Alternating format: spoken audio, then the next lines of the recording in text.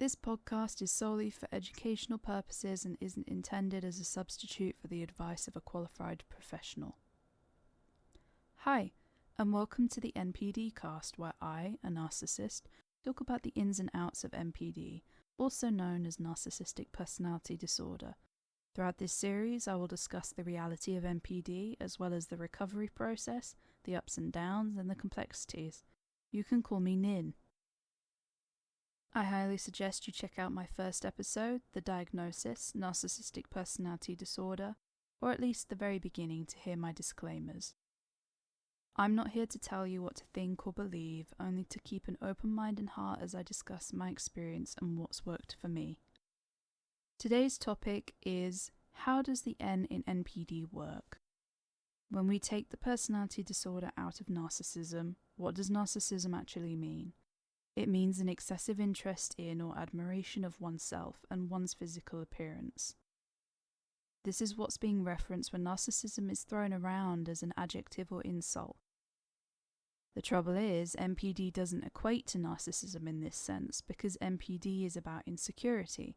Where the excessive interest and admiration comes in is that it's used as a coping mechanism to overcome severe insecurities. Similarly to how extreme cases of antisocial personality disorder are explained as individuals being capable of feeling at a lesser rate than the average person, but those feelings revolving largely around oneself, the same applies to NPD, where you become a fragile package in need of protecting, and thus your primary goal is to do that. It puts others and their emotions and feelings at risk, not because you don't care, but because your brain has learned to solely protect you.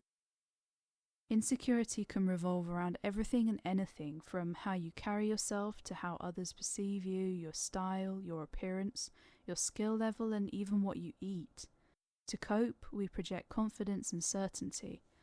When this is threatened, the world around us can feel like it's crumbling, and it can be difficult to relate to that insecurity unless you've lived it. Outside of insecurity, narcissism can play into various traits exhibited, for example, delusions. Now, delusions can vary in intensity and severity. It's important to seek help from a professional if you find yourself listening to what I'm about to say and are relating to it. Delusions come in many forms, but the most recognized with NPD are grandiose delusions. To begin with, let's explain what a delusion is. A delusion is a false belief that may seem very real to the one experiencing it, but that in reality isn't true or real at all. There are very natural thought processes that the majority experience, such as maybe you have a crush on someone and are inclined to believe they might also like you. With delusions, it's all much more intense and concentrated. For example, erotomania is the false belief that someone is deeply in love with you.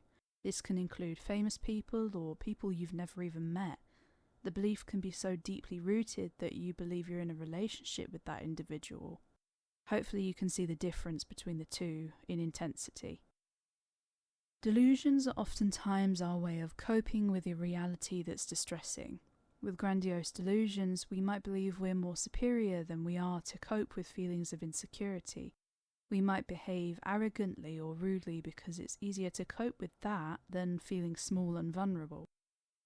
Other forms of delusion include persecutory, wherein you may have the false belief that someone or something is conspiring against you, harassing you, or attempting to harm you.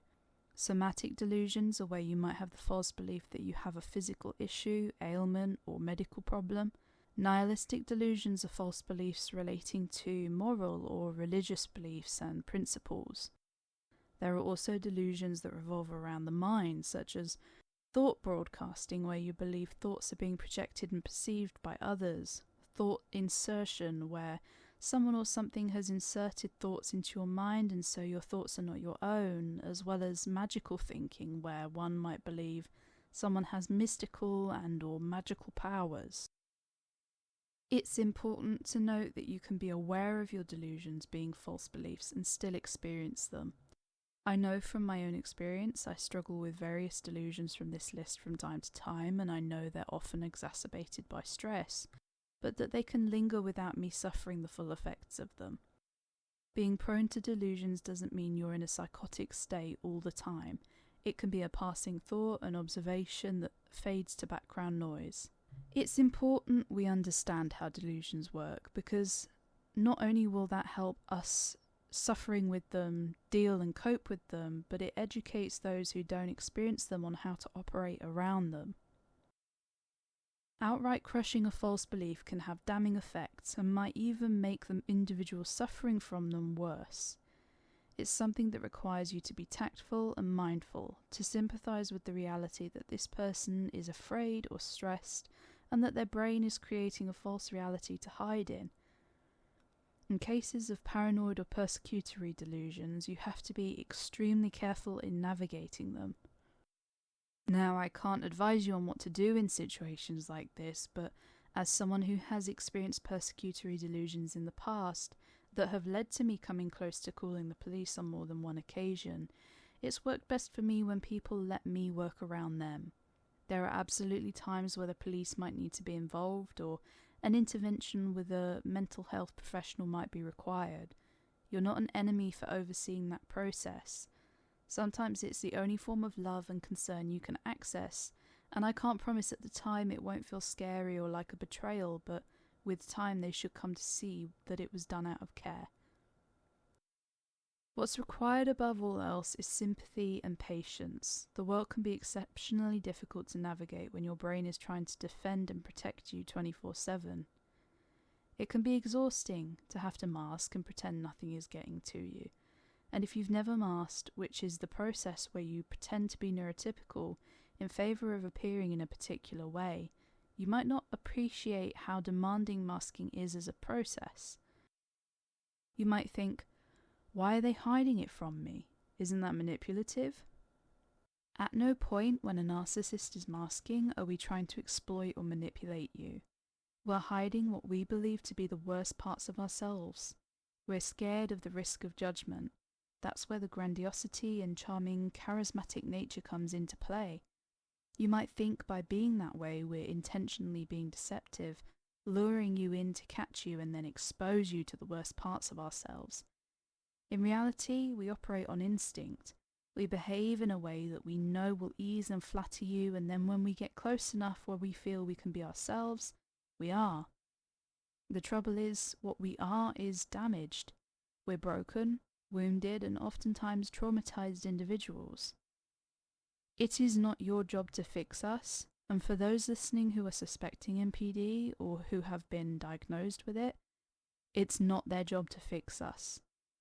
Absolutely, they can support us on our journey and help us recognize that things we're doing are unhealthy and harmful, but at no point is it anybody's job to fix us other than ourselves.